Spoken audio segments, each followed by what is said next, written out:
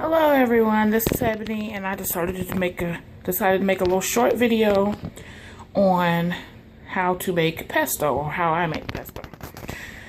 Let's go over the ingredients. Of course you need basil, but there's so many different variations of pesto out now that you can use arugula, you can use spinach, you could be adventurous, so you're not limited to basil. But I picked some fresh basil from my garden this morning. And you know how basil is, you have to pretty much use it right away, or, you know, either dry it or freeze it or preserve it in some way. So this is my way of preserving it by making pesto. Pesto freezes really well. Just leave out the Parmesan cheese, which you see I don't have because I will be freezing this batch. So leave out the Parmesan cheese, the grated Parm, and when you need to use it, you can thaw it out and add some Parmesan cheese to it.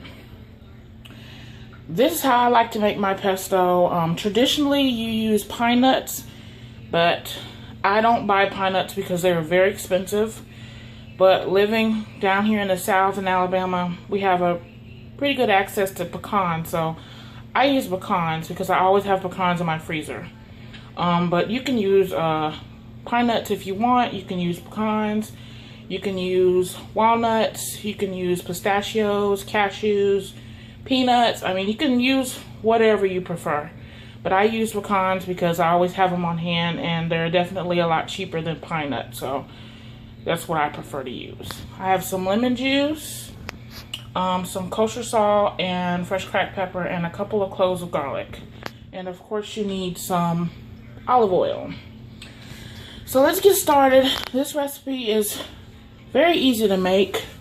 You just put everything in a food processor, or you can use a blender and blend it up, and then you either can enjoy it fresh or you can put it in the freezer. So I'm just going to add in my basil into the food processor. This is I pulled the leaves off the stems and washed it and gave it a spin in my salad spinner, but you can to dry off the leaves, but you can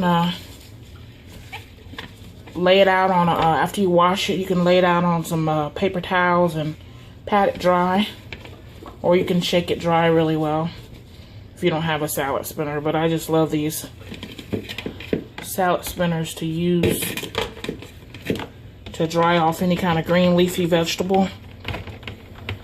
That's what I like to use them for.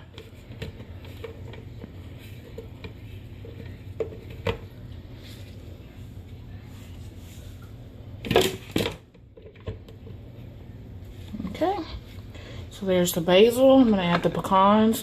You could toast your nuts if you want to, but I don't. But if you want to, you can toast them in a dry pan. Once you start smelling them, they're done. So like on medium heat in a dry pan, you can toast them. You can also toast them in the oven too.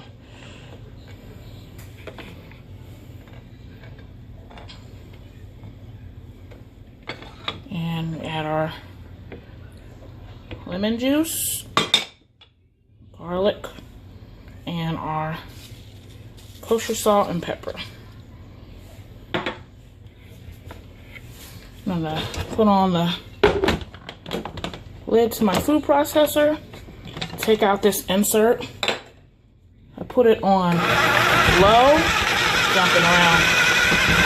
And I'm gonna slowly stream the olive oil in.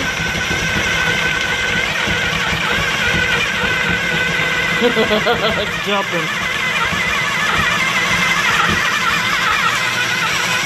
And then once I do that, I check the consistency of it. Put the top down to get any leaves that might go on up in there, and you can see the consistency of it now. Excuse me, banging. Trying to get those leaves down in there. I'm going to add some more olive oil.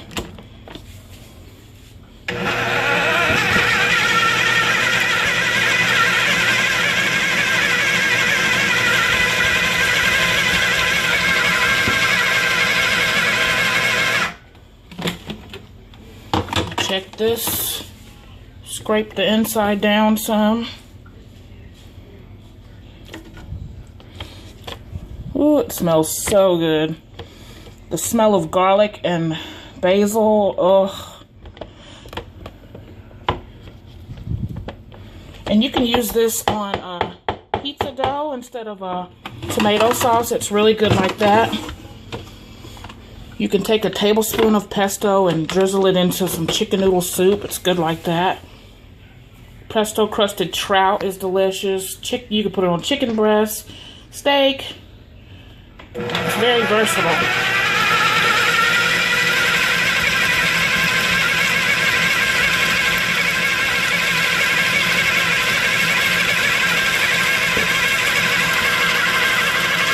See what I'm doing? I stop it, check the consistency, see if it needs more olive oil.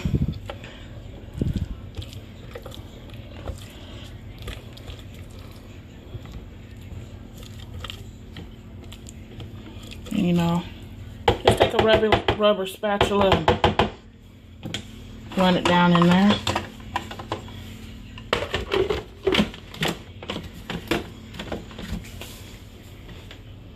I think with having Ava, taking care of her and learning how to use my hand, just one hand, it's become pretty easy to use one hand in the kitchen while filming.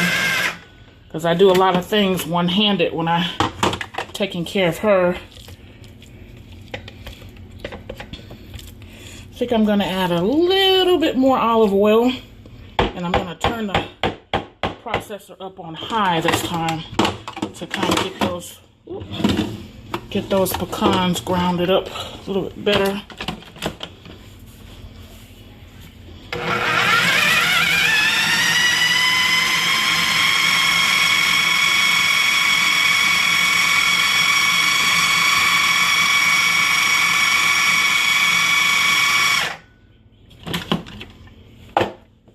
And this is the consistency that I like. This is perfect.